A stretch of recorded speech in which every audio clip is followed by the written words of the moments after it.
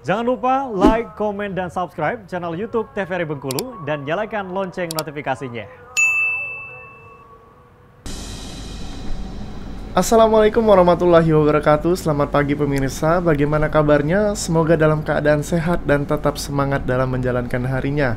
Senang sekali saya Kul Anasrullah bisa membersamai dalam 1 jam ke depan di acara Opini Obrolan Pagi ini.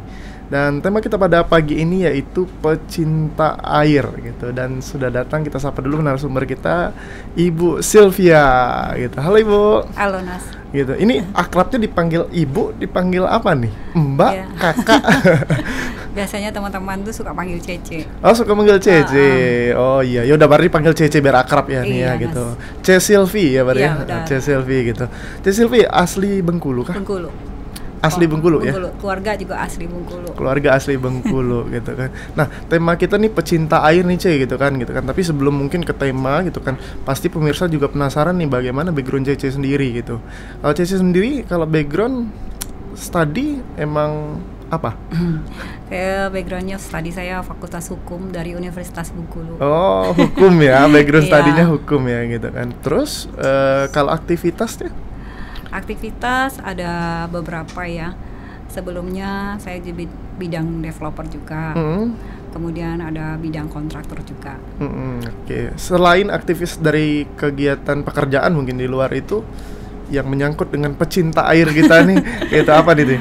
Kalau saya sih sukanya diving. Sukanya diving ya? Dan juga ada main juga surfing. Tapi nggak begitu terlalu, yang paling menonjol itu diving. Diving ya? Yang paling suka. Pertama kali mungkin Cece terjun ke dunia diving nih gitu kan, untuk mencintai apa dan melihat keindahan alam. Benar. Gitu kan, kayak gitu. Pertama kali berawal dari mana nih? Pertama kali saya nonton TV. Nonton TV ya? Itu ada spot tuh diving.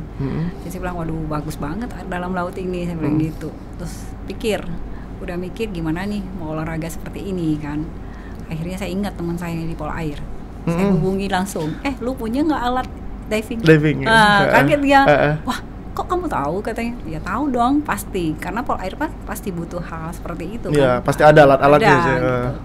Terus saya ceritain, dia bahkan seneng kan. Nah ayo gue latihin, ntar orangku kata gitu ya. Dilatih. Pertama kali ya juga rasa takut. Iya. Karena memang dia apa ya, laut bebas mungkin ya. Bukan, mereka ngajak ke untuk latihannya ya? latihan di swimming pool dulu. Swimming pool dulu ya kalau pernah. latihannya gitu Iya. kan. Oke. Setelah 3 kali dia bilang, lu udah berani? Udah gitu. Udah siap kita ke laut. Ayo, nekat lah saya begitu. Tapi basically emang suka berenang. Suka dari kecil mungkin ya? Iya, saya ikut les renang waktu masih kecil, waktu zaman SD gitu. Dan terjunlah di dunia diving. Udah sekitar berapa tahun sih? 5 tahun yang lalu itu kejadiannya kalau nggak salah. Oke, 5 tahun yang lalu. 5 tahun yang lalu. Selain diving nih, apa aja nih mungkin yang hobi di air nih Cece nih gitu kan? Iya. Tadi nyebutin surfing juga. Iya, gitu benar. Kan? Kalau surfing kayak gimana? Kalau surfing itu gara-gara teman angkatan laut. Nah mereka bilang, ayo kita main surfing, coba yuk, daripada nunggu-nunggu diving kan. Untuk waktu-waktu kita gitu, untuk olahraga. Ya udah, gue pinjemin nih papan, ntar siapa yang ngajarin, kan kita punya keseimbangan kan, beda kan. Ada kata gitu. Nah pas itu udah ada standby mereka dengan alat surfing kan, papan surfingnya. Mulai belajar. Itu mah cuman paling hanya fun kan, sekilas saja. Paling nggak hari-hari ada olahraga deh. Nah karena dia tahu kan saya suka olahraga, mereka aja seminggu 3 kali pagi-pagi. Kalau spot terbaik mungkin dari diving dulu nih. Kalau spot terbaik secara jujur ya, untuk Provinsi Bengkulu ya. Provinsi Bengkulu. Itu Enggano. Enggano ya? Enggano. Pulau Enggano itu indah. Tapi jauh Enggano tuh, Cek. Memang jauh tapi terbayarkan. Terbayarkan ya. Atas jauhnya sampai di sana, dalam lautnya lebih indah. Nggak kalah kok dari daerah lain. Dari daerah lain gitu. Kalau misalnya ada pemirsa yang pengen ke Enggano nih untuk menikmati air gitu kan gitu. Gimana perjalanan yang mungkin direkomendasikan Cece sendiri? Biasanya saya lakukan itu, saya menggunakan pesawat Susi Air. Cuman alat-alat kita titip ke kru yang sudah saya siapkan. Cece siapkan menggunakan, kan ada kapal yang ke Enggano dari Pulau Bay. Kapal perintis, kapal yang besar-besar itu ada dua kru yang saya siapkan untuk menjaga alat-alat, karena alat diving itu kan berat, Iya, besar, pasti. udah itu mahal. Nah itu harus kita siapkan orang-orang tim. Kita diving juga nggak bisa satu orang, harus berdua minimal, karena ada saling menjaga. Iya. Nah, Oh, nggak bisa solo ya? nggak bisa. Dan itu Gitu. sangat dilarangkan. Iya. Sangat Terus. dilarang. Nah kemudian saya sampai, kru biasanya berangkat duluan.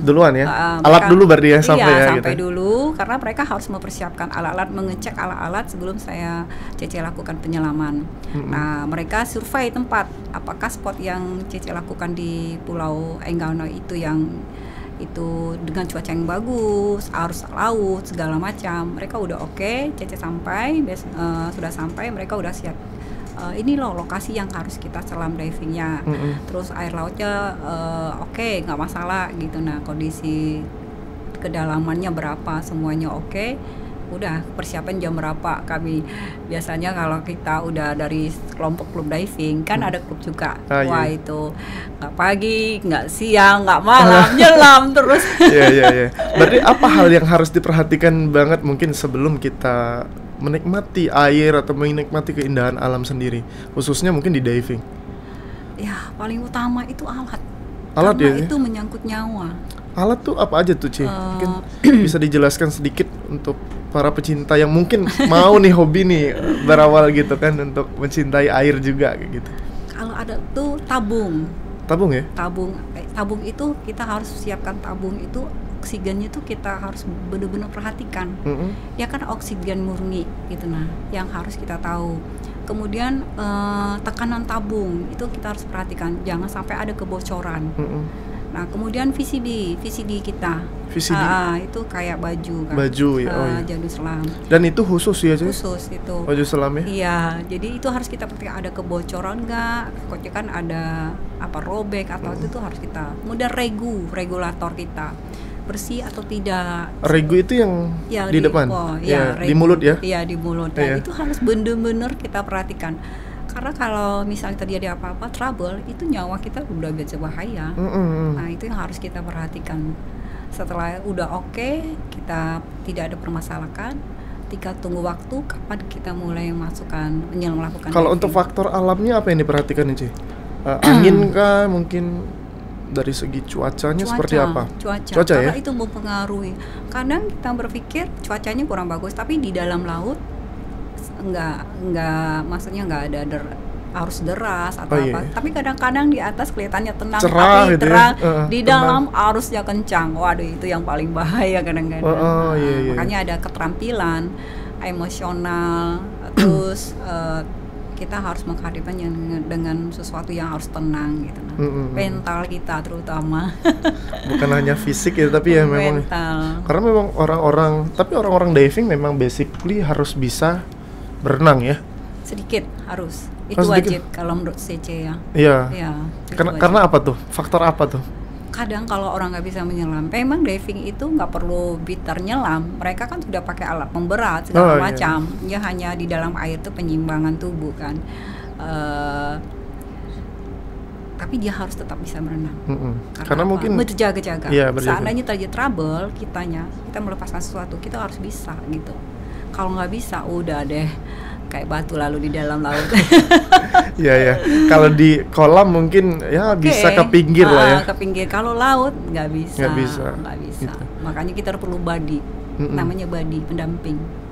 Dan buddy itu benar-benar yang harus kita perhatikan. Seorang buddy ini yang benar-benar bisa safe untuk diri kita, dan kita juga bisa safe untuk orang tersebut.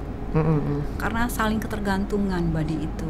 Kalau buddy kita tidak kuat mental atau tidak punya pengalaman, habis kita. Iya. Habis. Karena ya notabene manusia itu harusnya kan hidupnya di darat ya aja ya. Gitu, bukan di air ya gitu kan kayak gitu. Jadi kalau di dalam air itu memang apa ya, dangerousnya. Ya. Betul. Berbahayanya lebih 2 kali lipat gitu ya kalau kita nggak prepare Betul. duluan kayak gitu. Tapi apa yang membuat Cece sampai jatuh cinta di 5 tahun ini gitu dengan air gitu. Apakah memang karena keindahannya atau memang kan termasuk ekstrim juga nih ya gitu, kegiatan-kegiatan yang lumayan bisa resiko tinggi gitu kan kayak gitu. Laut itu indah. Hmm. Pada saat orang stres juga lihat laut kadang. Mm-mm. Ada yang suka ke laut. Laut itu sesuatu yang membuat hati kita lebih besar. Terutama spesifiknya aku lebih suka ke Enggano.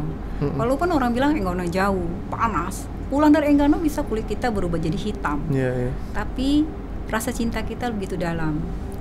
Kulit tidak mempengaruhi dengan rasa cinta. Ya kan? Kita mencintai sesuatu tidak dari fisik, tapi apa yang terjadi di dalam.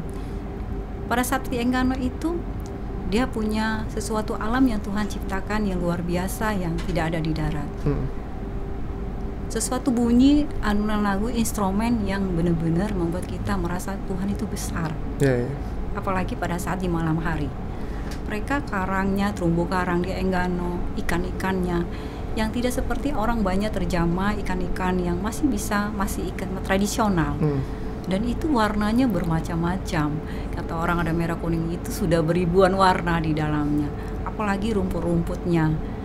Benar-benar amazing Tuhan buat itu. Oke, tapi ditahan dulu mungkin Cece gitu kan. Kita akan gali-gali lagi nih keindahan-keindahan alam juga gitu. Karena Cece termasuk pecinta air juga nih gitu. Untuk para pemirsa jangan kemana-mana, tetap di Opini Obrolan Pagi ini.